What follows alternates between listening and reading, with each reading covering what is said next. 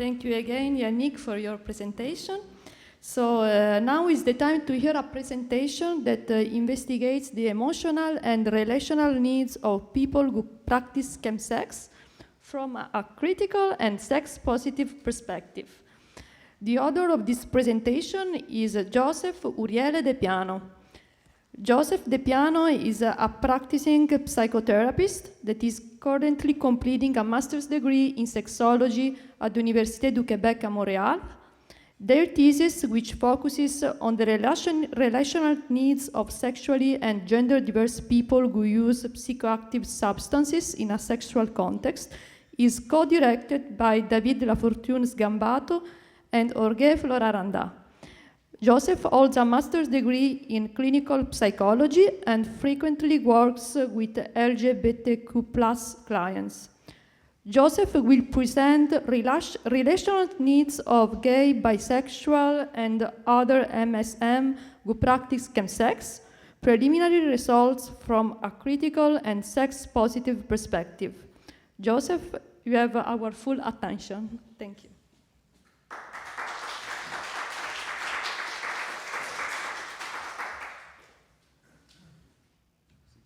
Thanks so much for the introduction, and hello everyone, good afternoon. I'd like to thank, first of all, the International Chemsex Symposium Organizing Committee. It's a true honor and privilege to present my preliminary results with you this afternoon. And I look forward to your feedback about my presentation entitled Relational Needs of Gay, Bisexual, and Other Men Who Have Sex with Men, GB-MSM, who practice chemsex, preliminary results from a critical and sex-positive perspective. From sodomy laws to HIV/AIDS, and more recently, monkeypox, queer sexuality, it seems, is often associated with risk and mitigating that risk. While it is certainly essential to be concerned by risk, it also seems important to consider what aspects of queer sexuality may be obscured by framing LGBTQ sexual health in this way. With respect to chemsex, as you know, much of the existing literature examining this complex social phenomenon is from a public health perspective, placing risk and reducing risk at the core of this research. Many studies have focused on the nature of sexual practices generally associated with chemsex and their consequences on the health of people engaging in this practice, such as HIV and problematic use, which Muller and Hakim have named the risk paradigm. Far fewer studies have explored the relational dimension of this phenomenon, including its function in the social trajectory of GB-MSM who practice chemsex. Okay, it's working, good. Which brings me to my primary research question: what are the relational needs of GB-MSM who practice chemsex? Specifically, this project focuses on the interpersonal dimension of chemsex. For example, feelings of safety, belonging, inclusion, or emotional connection, to develop an understanding of chemsex that is inclusive of the social and emotional dimensions of GB-MSM affected by this phenomenon. In addition, as this project advances, I also hope to answer the following two secondary research questions. What interrelationships do participants see between the relational needs and the practice of chemsex? And what role does chemsex play in the relational trajectory as GB-MSM? With respect to this project's theoretical framework, to conceptualize relational needs, I use the model of relational needs developed by American psychologist and major contributor to the field of integrative psychotherapy, Richard Erskine. According to this model, relational needs are the essential elements that allow us to fulfill the universal human desire for intimacy and secure attachment. Erskine identified 8 relational needs: the need for security, validation, affirmation, and significance within a relationship, acceptance by a stable, dependable, and protective other person, the confirmation of personal experience, self-definition, having an impact on the other person, having the other initiate, and expressing love. As we can see, this model is firmly rooted in attachment theory and seems to be quite frank, quite heteronormative, but it nonetheless provides a way to conceptualize possible relational needs while analyzing the data. This project aligns with the field of critical chemsex studies, as defined by Muller and Hakim, in order to move beyond the risk paradigm by working within public health to better understand the discursive, sociopolitical, technological, and economic context in which chemsex came about, and to consider the role of pleasure in organizing gay identity, intimacy, and sociability.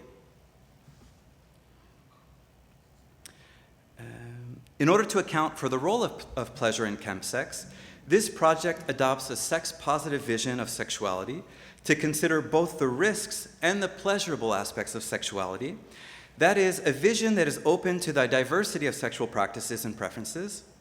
Such an approach could lead to a more nuanced understanding of chemsex, recognizing that chemsex is typically framed as being on the outer limits of Gail Rubin's sex hierarchy. That is, chemsex is bad sex.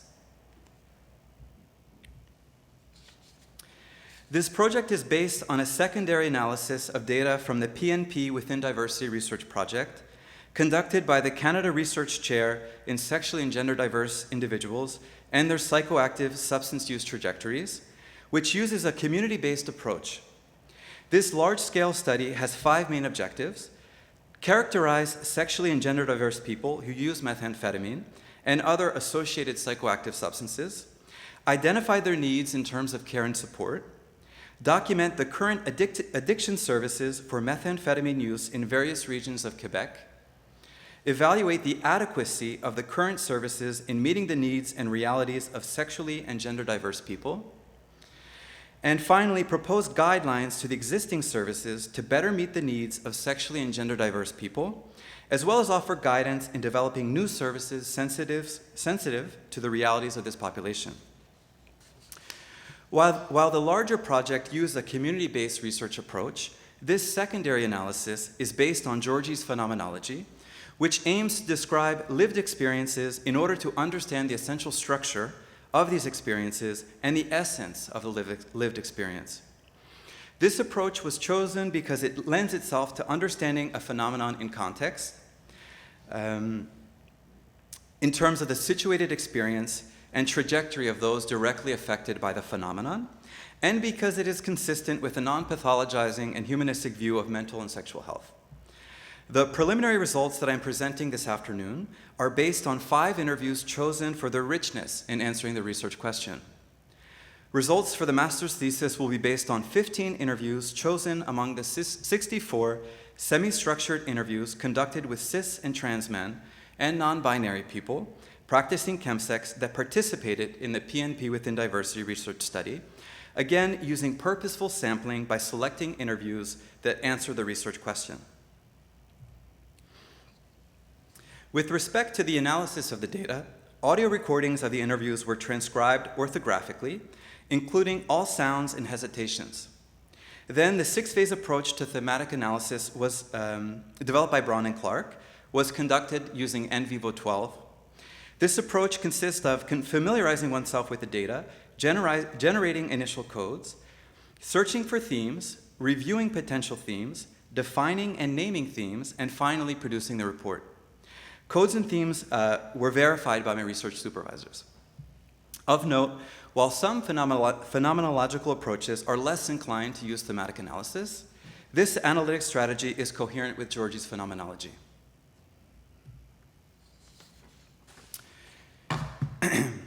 And now for the themes that emerge from the thematic analysis.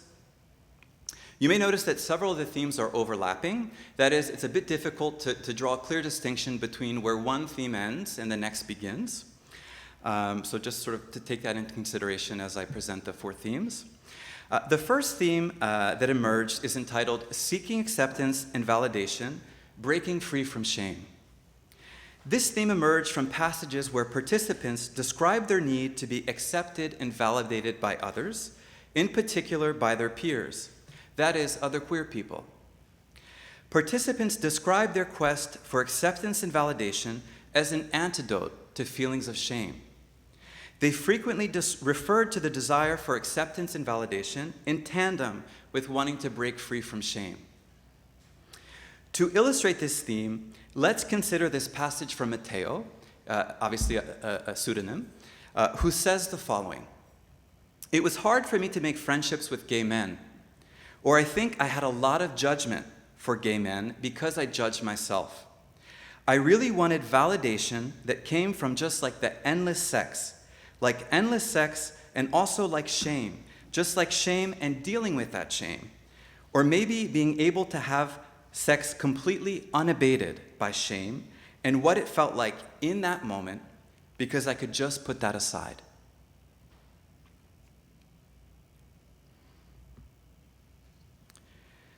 The next theme that emerged is entitled "From Isolation and Loneliness to Connection and a Sense of Belonging." This theme speaks to the passages where participants share about their need for connection with others, to be part of something bigger, as an answer to feelings of loneliness and isolation. In the first passage, Arnaud evokes the image of communion, a powerful symbol particularly in historically Roman Catholic Quebec, we can just look around the room, to describe the intense interpersonal connection he felt with his lover. Listen to this. "So I isolated myself voluntarily, and we did a lot more drugs than before. It was extraordinary, the sort of communion with the other person. I'm talking mostly about the time when I was in a monogamous relationship. When I did crystal with my ex, I had the impression that we were in communion with each other." It's, for me at least, it's a very powerful image of his experience. In the next passage, Jackson, talking about his experience in a recovery group, shares this: "In my personal life, I was all alone. I'm an immigrant. To find this micro-society where you can feel comfortable as a gay man, an immigrant, accepted, not judged, tolerated, and that's it. You can also talk about real problems without being told you're sick, you're fucked up. It's amazing." While Arnaud is describing his experience while using crystal meth, and Jackson shares about his experience while no longer using Tina, both participants speak poignantly about their need for connection to counter their experience of loneliness. The third theme is entitled "Facing Stigmatization, Keeping Secrets, and Interpersonal Strain," and documents the common dilemma faced by participants who expressed experiencing guilt, shame, and embarrassment related to practicing chemsex. Some participants named feeling judged by other queer men. The stigma around chemsex created distance, even estrangement, in their interpersonal relationships, as Hudson describes in the following passage. "There's a lot of guilt, shame, and embarrassment, and it's something that I'd perhaps like to talk about one day. If you haven't experienced it, you can't understand. But I find that we don't talk about it enough. When we're in the midst of it, people don't understand. Some people distance themselves from me because they didn't understand. They didn't understand why I was using. One friend told me that I was choosing drugs over my friends." The fourth and final theme is entitled "Negotiating Boundaries While Aiming to Please," and refers to participants' experience setting boundaries for both themselves and with other people. Participants name transgressing their boundaries to experience connection with others or to receive their validation, to please them. The following two passages clearly illustrate this theme of porous boundaries for the sake of connection or validation. Arnaud says the following: "I've done things sexually, nothing illegal, but I've done things that I'm not sure I wanted to do. But you feel compelled to push your limits. You want to connect with someone. You want to be with them. You want to connect with them, but it's the drug that you connect with." We can see that for him, in this instance at least, the need or desire for connection took precedence over his sexual boundaries. In a similar way, Matteo says the following: "I destroyed my body by having sex for hours and hours and hours on end, and I got zero sleep, and like those things.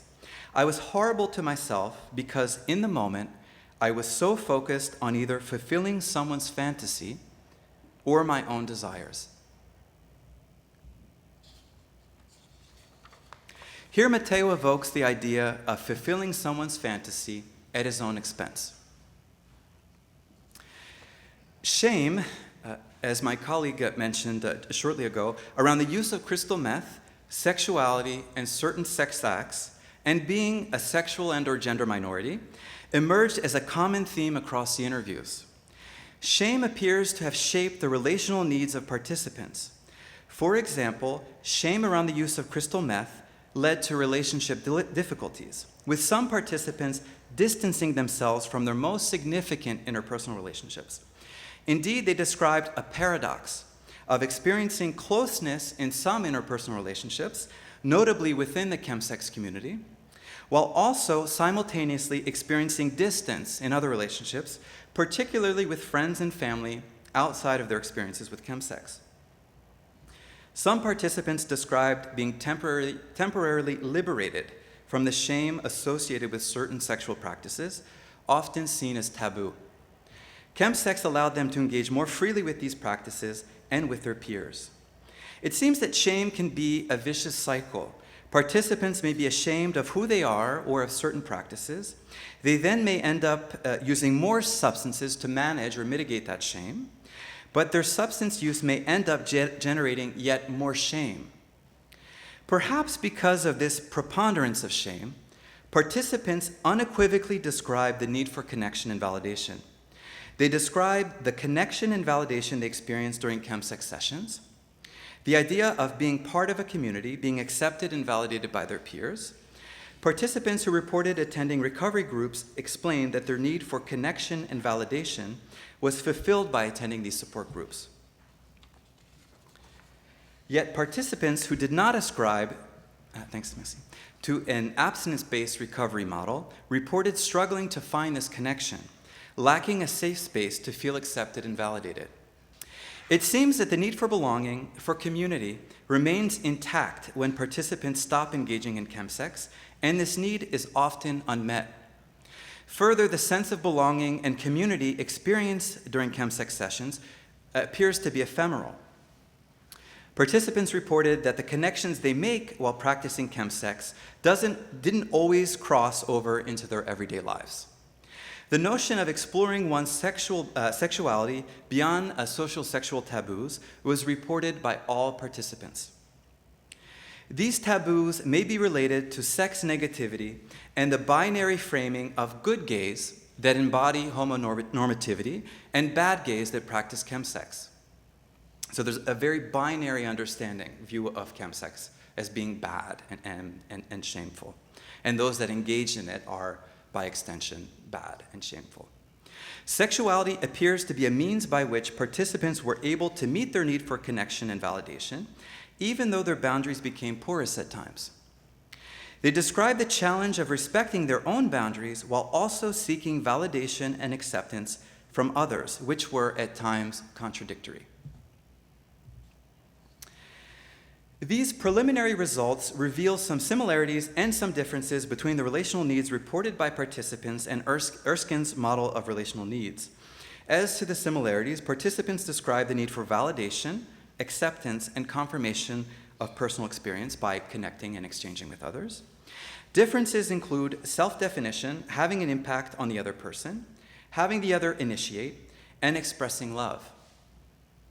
Participants reported having a fraught relationship with the eighth need in Erskine's model, security. The idea of playing with security, that is, pushing the envelope, playing with danger, trying new things, was reported by several participants. But these findings will undoubtedly take shape as I continue to analyze the data. These findings highlight the importance of critical chemsex studies by moving beyond seeing chemsex as simply problematic, something to be addressed, something to be corrected. The relational dimension of this practice becomes clearer.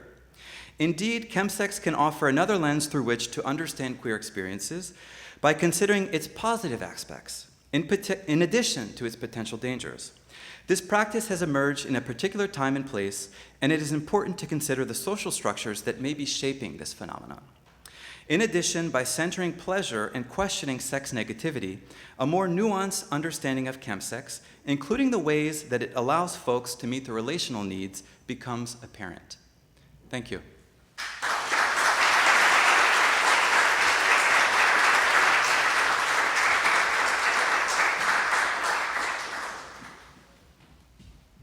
Thank you so much, Joseph, for this amazing presentation.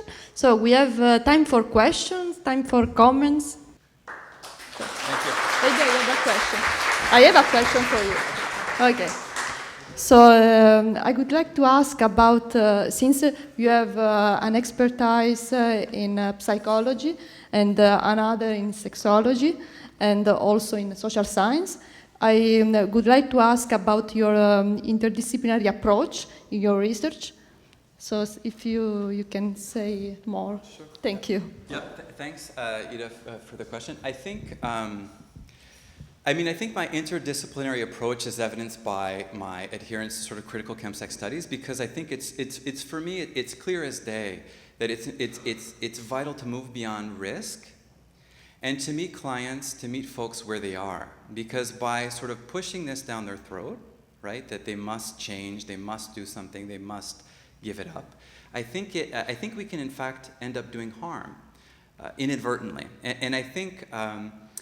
When in my sort of early in my career, I worked in addictions a lot, and I think there was a very sort of predominant discourse of abstinence, of this needs to change. I think with time, I've recognized that it's actually more complex than that, and I think my background in psychology and sort of just understanding psychological functioning, in addition to sexology, which tends to be more sort of more kind of macro level, kind of gives me a nuanced understanding of both sort of the intrapsychic dimension, but also the kind of social and cultural context in which the person exists as well.